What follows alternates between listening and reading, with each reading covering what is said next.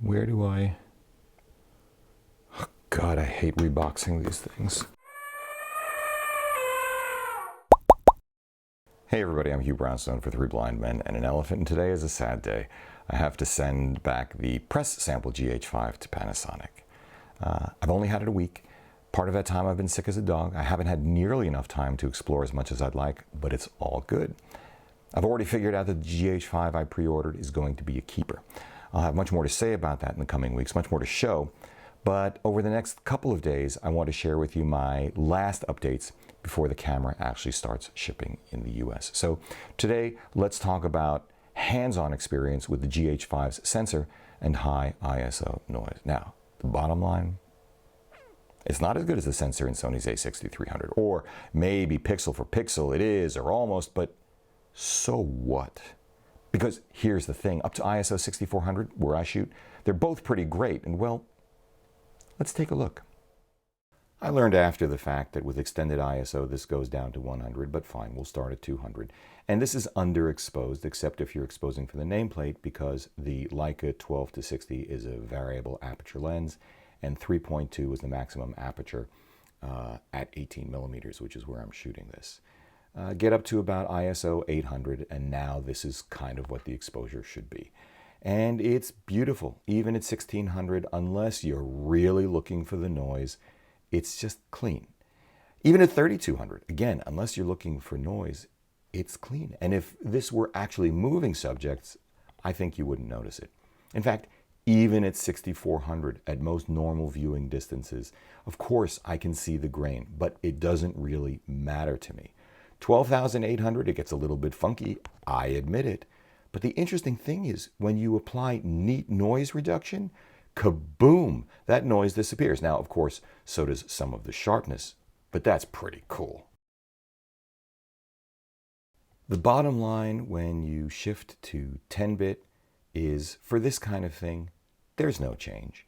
You shouldn't expect a change, but just for completeness' sake, here it is as we climb up through the ISO. Now, again, this is a very undemanding static shot where we've got nothing better to do than to look for noise.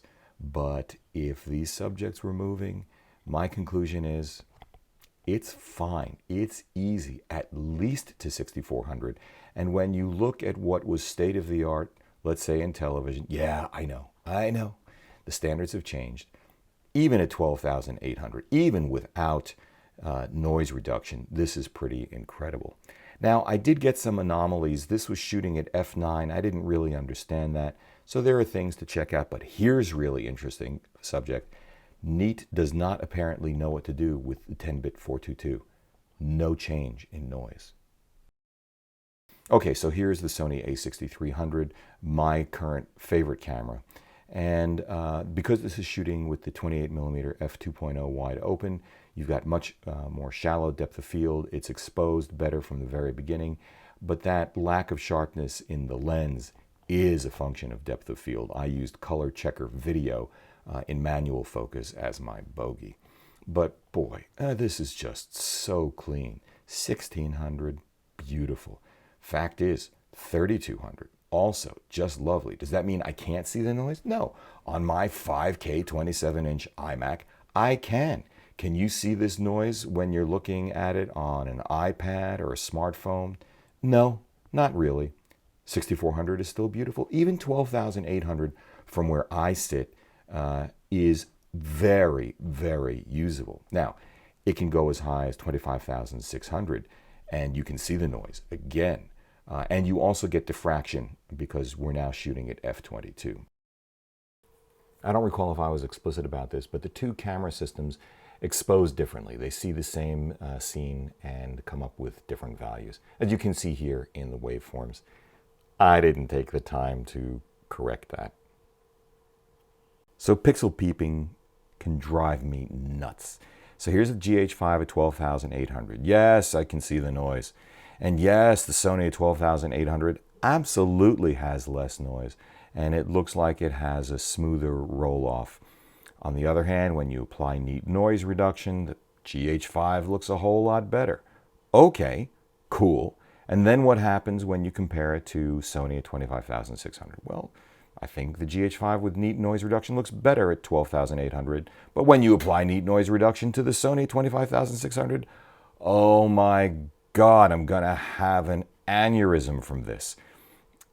What looks better and what difference does it make? For me, the bottom line is that these two cameras can get to 12,800. They can get to 25,600. They can do that with or without noise reduction depending on your circumstances, depending on the scene.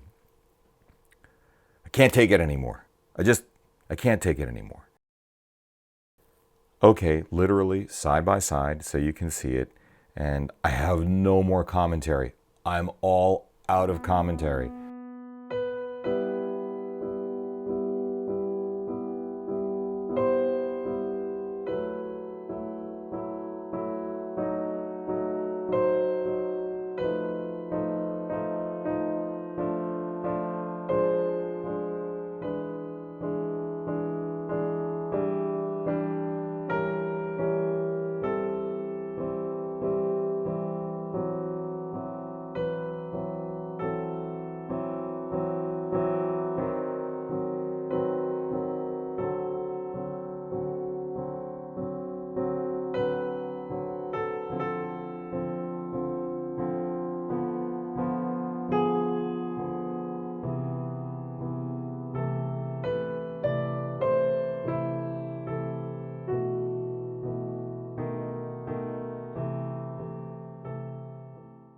But now, let's get real. Here we are at the South Street Seaport Museum looking at a printing press, and this is at ISO 6400.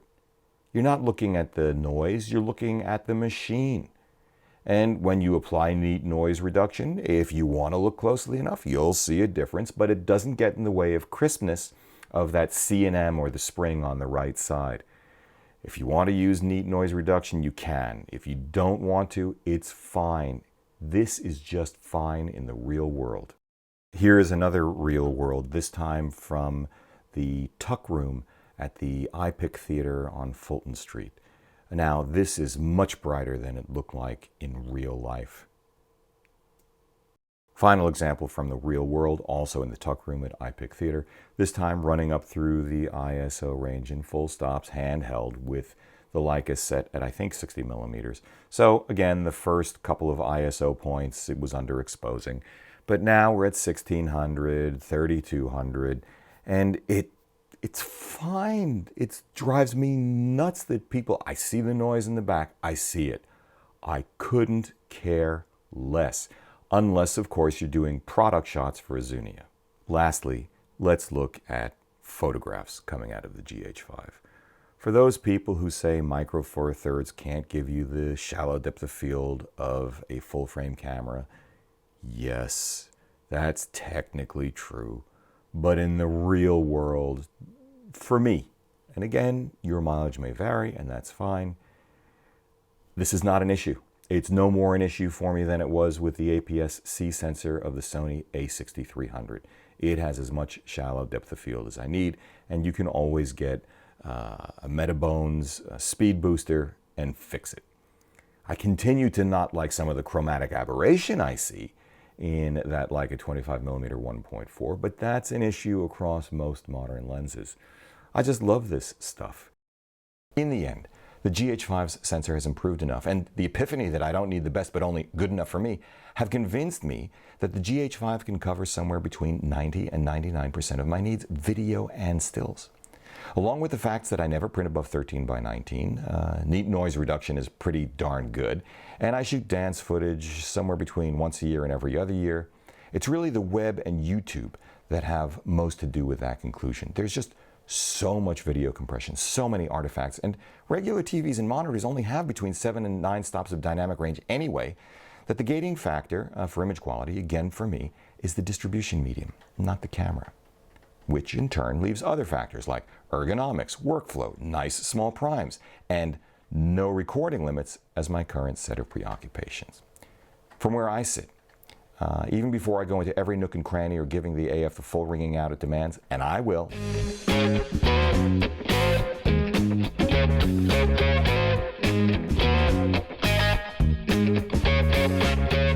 The GH5 in my book sets a new standard in hybrid cameras at an unmatched price. For now. But that could change at any time.